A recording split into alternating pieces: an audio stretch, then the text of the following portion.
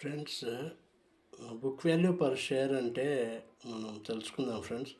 Book value is used to estimate how much share holders would receive if the company is liquidated.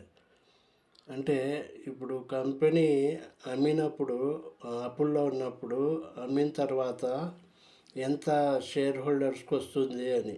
Okay. Company liquidation అంటే process of selling companies assets to pay back it's debts and to share holders. ఇప్పుడు company అప్పుల్లోకి పోతే అది ఎందుకు అమ్మాలంటే share హోల్డర్స్కు డబ్బులు తిరిగి ఇచ్చేయాలి కదా, అందుకు అమ్మాలి. ఆ డబ్బు ఎంత వస్తుందని తెలుసుకునే దానికి బుక్ వాల్యూ పర్ షేర్ మనం తెలుసుకుంటాం. Okay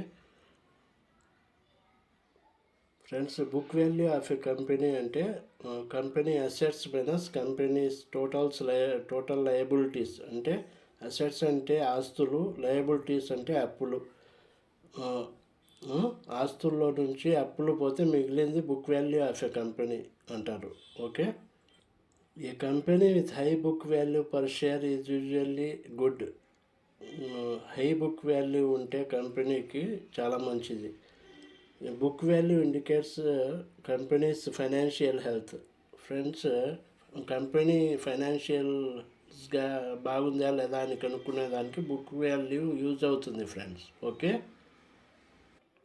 friends, book value per షేర్కు ఫార్ములా ఉంది ఫ్రెండ్స్.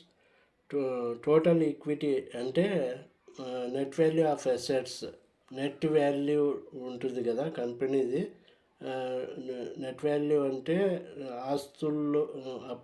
ఆస్తుల్లో నుంచి అప్పులు పోతే మిగిలిన డబ్బు, టోటల్ ఈక్విటీ. దాన్ని నెట్ వాల్యూ ఆఫ్ అసెట్స్ అంటారు. Total equity by total number of shares. కంపెనీకి ఎన్ని షేర్లు ఉన్నాయో దాంతో డివైడ్ చేయాలి. బుక్ వాల్యూ పర్ షేర్ అంటే 1,00,000 రూపాయలు మిగిలింది అనుకోండి, టోటల్ ఈక్విటీ 1,00,000 రూపాయలు అనుకోండి, divided by total number of shares 1000 అనుకోండి. 1000 shares 1,00,000 rupees total equity.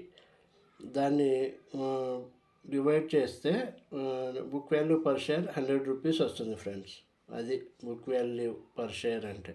Okay friends, thank you.